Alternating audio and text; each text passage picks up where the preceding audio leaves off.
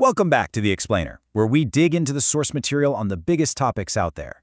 Today, we are tackling something huge, the massive, maybe even world-altering bet that our entire economy is making on artificial intelligence.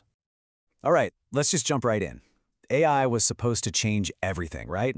So why did we get this kind of bizarre Tik Tok clone? We're going to start with a really strange product launch from OpenAI, one of the most valuable private companies on the planet.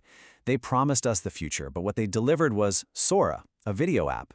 And honestly, it feels like it's raising a lot more questions than it's answering. Yeah, this is the strange case of Sora. See, when you really dig into it, a lot of critics are pointing out that this thing seems like it was built to cause problems, not, solve them. It's almost like the flaws are a feature.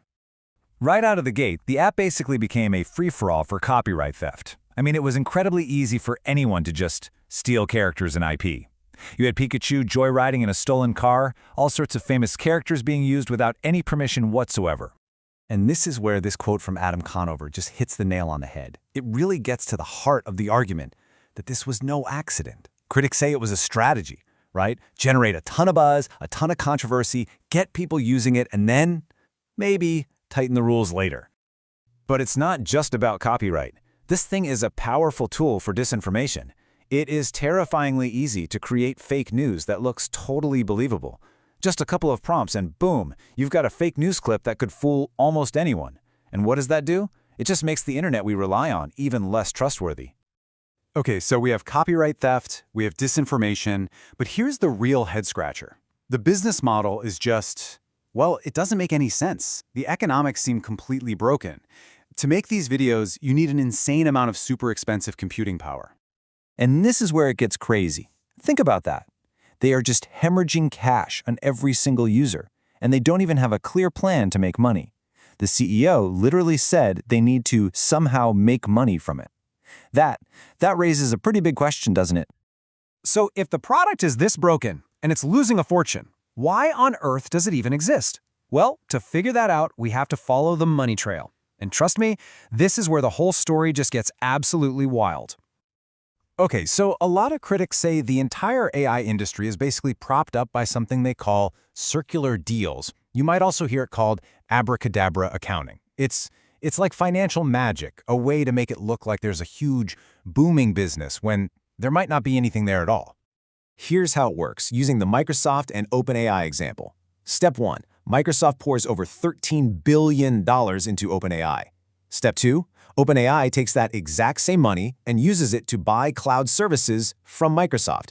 And then, step 3, Microsoft gets to count that spending as its own revenue, making its cloud business look like it's growing like crazy. It's basically like I give you $100, you immediately use it to buy something from me for $100, and we both tell the world we just made $100. It's not new money, it's just the same cash going in a circle. And because of these deals, we're seeing commitments on a scale that is just, it's hard to even wrap your head around. We're talking about $1.3 trillion. That's the conservative guess for what OpenAI is on the hook for in chips and infrastructure for 2025. 1 year. And let me just remind you, this is a company that isn't profitable and is reportedly losing money hand over fist. So this whole financial engine isn't just about funding one company anymore. Oh no, it's now propping up the entire stock market, which means it's propping up the whole economy. The bet on AI has become so massive, it's about way more than just tech. And here's why that matters. Look at this. Just 7 companies, the ones everyone calls the Magnificent Seven, they're all in deep on AI. And get this, together they make up over a third of the value of the entire S&P 500. The other 493 companies make up the rest. So the health of our entire market is basically riding on the success of these 7 companies and their AI bet. And that means your money, your retirement fund, your 401k, your pension, all of it is now riding on this single massive bet on AI. Because if these 7 companies start to wobble, the entire market is going to feel it. Big time. So, okay, we've got these insane valuations, we've got some really questionable accounting. It's no surprise that everyone is asking the exact same question. Is this a bubble? Are we in a giant AI bubble? And if we are, just how bad could it get? Well, what do the experts think? As you can imagine, people are completely split on this. You've got the believers who say, no, this is justified. The AI revolution is real. And then you've got the skeptics who are screaming, this is a classic bubble, bigger than anything we've ever seen. Let's look at the "it's not that bad" camp. You've got famous investors like Paul Tudor Jones who says, yeah, if it's a bubble, it's a small one. His point is, look, there's hype, for sure, but compared to something like the dot-com mania, we're not even close. So from his view, it's big, but it's not totally out of control. Then there's this other really interesting take, the idea that, yes, it's a bubble, but it's a good one. The argument goes like this. Even if the whole thing collapses, all this insane amount of money being thrown at AI will leave behind amazing technology and infrastructure. Think about the dot-com bust. It was a disaster, but it also gave us the foundation for the internet we use today. So when the dust settles, society actually benefits. But on the other side of the debate, you have people sounding the alarm, loudly. This analyst quote is just staggering. The AI bubble is 17 times the size of the dot-com frenzy and 4 times the subprime. Let that sink in. They're saying this is bigger than the bubbles that caused the worst financial crises of our lifetimes, combined. Their argument is simple. There's no real value or revenue to support these numbers. It's the biggest gamble in history. Okay, so what if it does pop? What if the skeptics are right and this whole thing comes crashing down?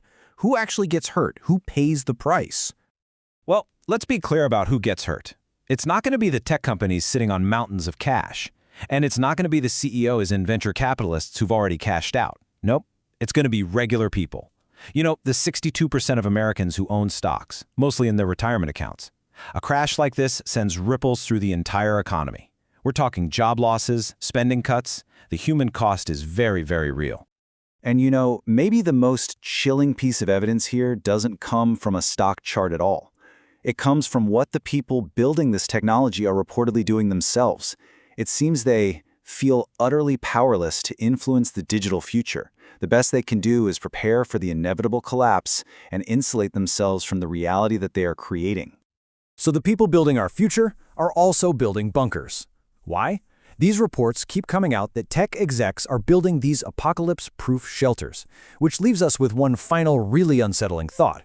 What do they know about the future they're selling to all of us that makes them so desperate to prepare for their own escape from it?